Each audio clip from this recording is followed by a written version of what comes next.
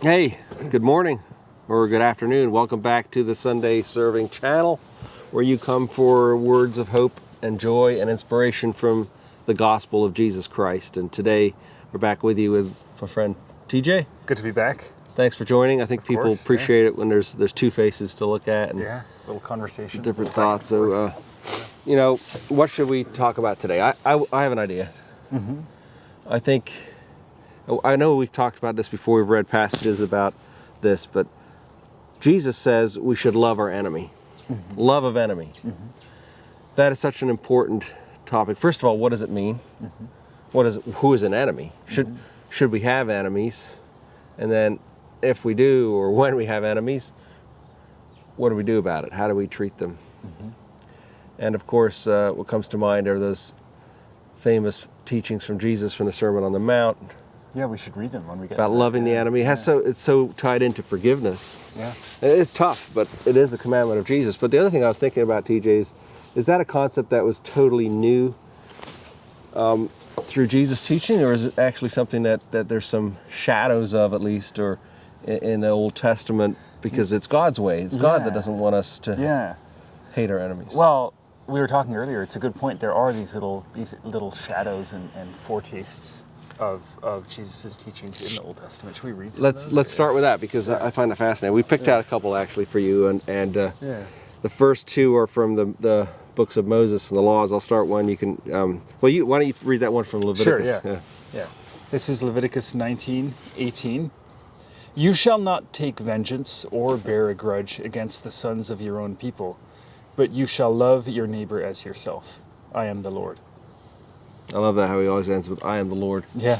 Well, it's just to make sure that it's God speaking, not just Moses. But and also I think there's a deeper point there, that all these things, they have something to do with who God is. God is someone who loves, even who loves enemies, who loves people. So that's about not taking vengeance or bearing a grudge, but it does say sons of your own people and love your neighbor. I know it's very related. You should love your neighbor as yourself. But is that really speaking to enemies? I don't know. I mean, I guess we could have enemies among people who are close to us, but okay. So that's good. It's related, but I like this one in Exodus, because I just like it. I think it's cool. It says, Exodus 23:5. If you see the donkey of one who hates you lying down under its burden, you shall refrain from leaving him with it. You shall rescue it with him. Wow. So that's pretty profound. That talks a bit more about enemies, because it's someone that hates you, right? Yeah. Well, first of all, what is a donkey? I mean, is that like the Chevy Suburban of the day, or is it? What do you think about that? Is that? I mean, it could be just a reference to doing something kind to someone who hates you, or it could be, I don't know, maybe being kind to an animal that's suffering, even if it belongs to an enemy. I don't know. That's important. So that's another part of that. Yes. Be kind to animals as well as your enemies, but it does say the donkey of one who hates you. So I would think I think that's the main point. You're supposed to help out someone that hates you. You help him out by helping him out getting his donkey unstuck, or whether it be any kind of tool, or, right? Okay, so that's let's take that to heart. Yeah. If you see someone it's a challenging who's donkey, or maybe their cat. Or just something going wrong, help them, right? Yeah. But in Proverbs, the good King Solomon, is it? I think it's Solomon, wrote all these wise words. There's a couple words about love of enemy. You want to read one of those? Sure.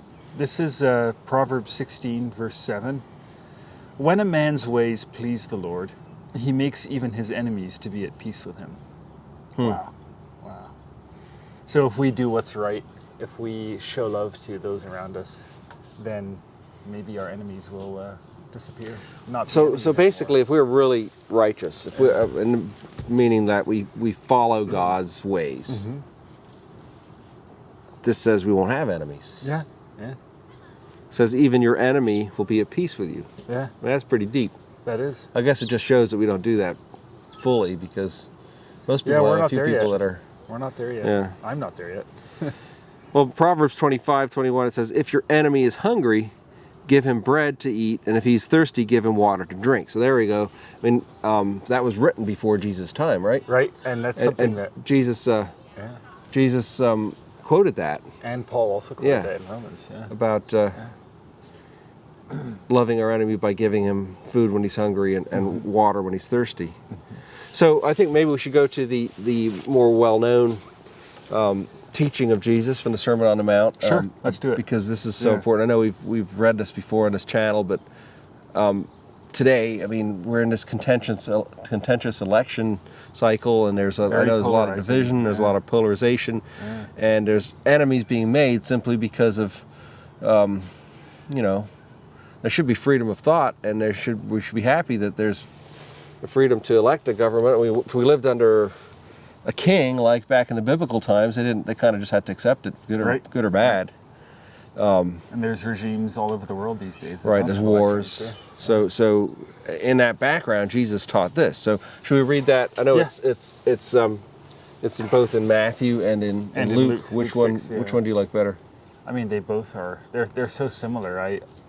I was kind of surprised to see that Luke repeats the command, love your enemies, twice in the same chapter. Should we read that one then? Sure, yeah. Let's do it. Because you could all look up Matthew 5 from the Sermon on the Mount. And but today we'll read from Luke, what is it, chapter 6? Chapter 6, it starts at verse 27. Why don't you read that? Yeah, sure. But I say to you who hear, love your enemies, do good to those who hate you, bless those who curse you, pray for those who abuse you. To one who strikes you on the cheek, offer the other also, and from one who takes away your cloak, do not withhold your tunic either. Give to everyone who begs from you, and from one who takes away your goods, do not demand them back. And as you wish that others would do to you, do so to them. If you love those who love you, what benefit is that to you? For even sinners love those who love them. And if you do good to those who do good to you, what benefit is that to you? For even sinners do the same. And if you lend to those from whom you expect to receive, what credit is that to you? Even sinners lend to sinners to get back the same amount. And then here's the repetition. But love your enemies, and do good, and lend, expecting nothing in return. And your reward will be great, and you will be sons of the Most High, for he is kind to the ungrateful and the evil. Be merciful, even as your Father is merciful. Wow. What an amazing challenge. Yeah. But it's so beautiful. Like, don't we see the good in that? Oh yeah. I mean, it's tough, but it brings if we can take an enemy and change their mindset simply by loving them and doing good to them. It says lending. Yeah.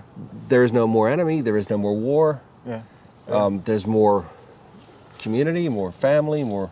Yeah. And there's more one positive things. There's one point in that passage which jumped out to me just now as I was reading it, which I think speaks to our situation. So in the lead up to an election, we talk about, like, us versus them, Republicans versus Democrats, who's our crowd and who's their crowd.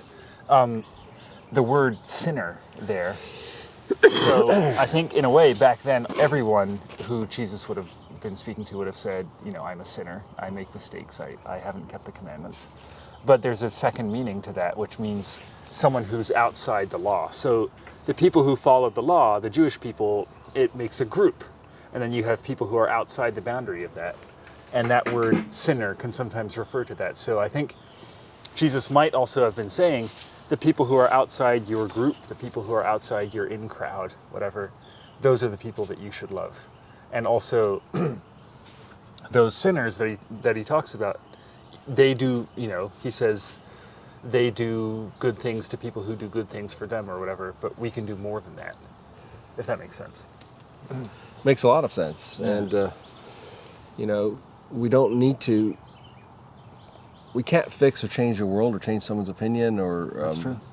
But if we do good to even those who we disagree with, right, or people that are not being nice to other people. I think there's a lot of the political alignments are who do you like better, how is so-and-so treating so-and-so, and it isn't good often. Right. There's a lot of corruption in politics. There's clear, because of our beliefs, we may not agree with the belief of a candidate on an issue, and therefore we don't support them, and that's all fine. Right.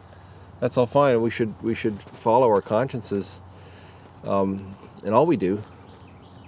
But we can still do good and be civil and love. Yeah.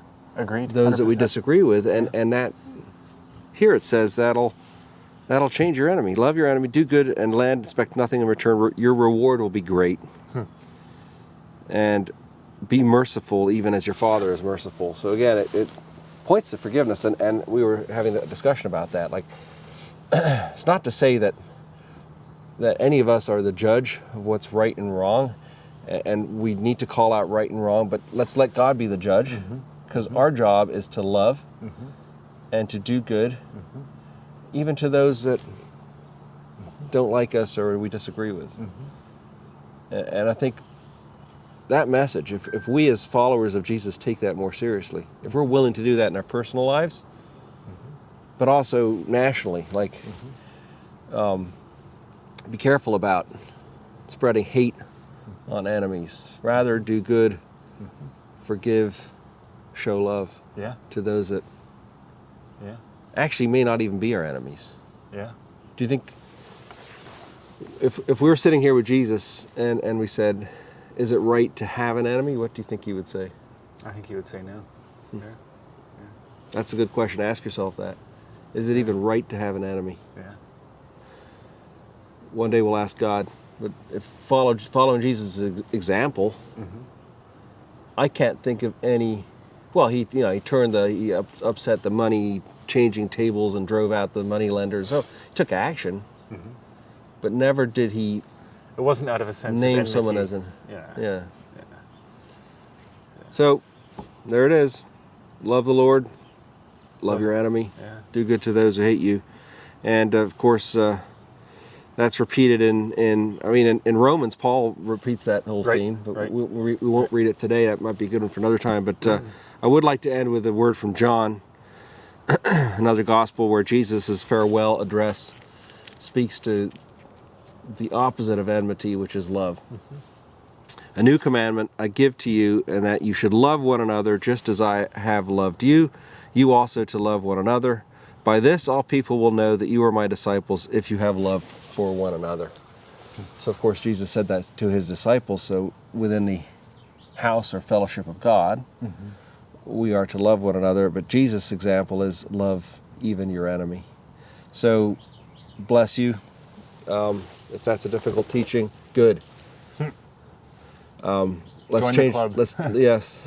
Let's change the world by loving our enemy and Amen. following Jesus. Amen. God bless you. Have a wonderful weekend. I need to find. TJ was talking about those groups of sinners. Yeah. I got to find Delta and Remy. I think they're being sinners right now and persecuting someone's rabbit cage. So we're going to go out that way and see if we can find them. Sounds good. All right. See you later. See ya. Have a good week.